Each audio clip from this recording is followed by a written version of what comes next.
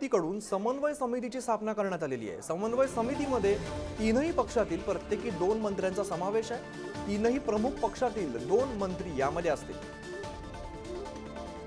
अधिक माहिती देतात आमचे प्रतिनिधी पंकज दळवी। पंकज, महायुतीकडून समन्वय समितीची स्थापना करण्यात आलेली आहे, काय माहिती आहे?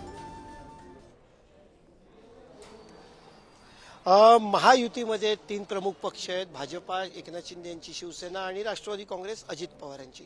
या तिघांमध्ये अनेक वेळा समन्वयाचा अभाव जो आहे तो आढळून येतो। अनेक नेते, अनेक पक्षाचे प्रमुख मंत्री वेगवेगळे विधानं करतात, त्यामुळे अडचण निर्माण होते। विशेषतः मतदारांमध्ये येणाऱ्या निवडणुका आहेत, एक वेगळी भूमिका जाते, वेगळा मेसेज जातो आणि संभ्रमावस्था निर्माण होते। कार्यकर्त्यांनी सुद्धा संभ्रमावस्था निर्माण होते। करायचं काय, तर याच्यासाठी एक समन्वय समिती तयार करण्यात आलेली। याच्यामध्ये 3 पक्षाचे प्रत्येकी 2 अशा 6 मंत्र्यांचा समावेश आहे।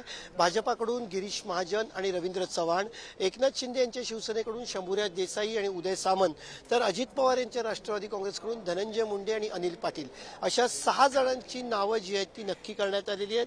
ह्या समितीच्या बैठका होतील। ही समन्वय समिती जी आहे ती सगळ्या गोष्टींविषयी चर्चा करेल। कशा पद्धतीने भूमिका गेली पाहिजे, एकत्र आहोत हा मेसेज कसा कार्यकर्त्यांकडे आणि मतदारांकडे गेला पाहिजे, यावरती ती समिती काम करेल। विशेषतः महायुतीतला जो विसंवाद आहे त्या विसंवादाच्या बातम्या ज्या बाहेर जातात तो विसंवाद सोडवण्याचा प्रयत्न केला जाईल, त्या तिढा सोडवण्याचा प्रयत्न केला जाईल।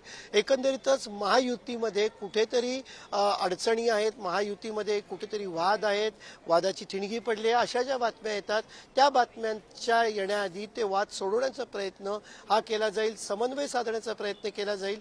निवडणुकांच्या प्रचाराचं प्लॅनिंग आहे। प्रत्येक पक्षाचा उमेदवार जरी तिकडे असला तरी दुसरा मित्र पक्ष त्याच्यासाठी कशी मदत करेल। जर का भाजपाचा उमेदवार असेल तर अजित पवारांची राष्ट्रवादी काँग्रेस आणि एकनाथ शिंदेची शिवसेना यांची यंत्रणा, या पक्षांची यंत्रणा त्या भाजपाच्या उमेदवारांमध्ये कशी त्यामुळे महायुतीमध्ये समन्वय साधण्यासाठी मदत होईल। धन्यवाद या सगळ्या माहितीसाठी।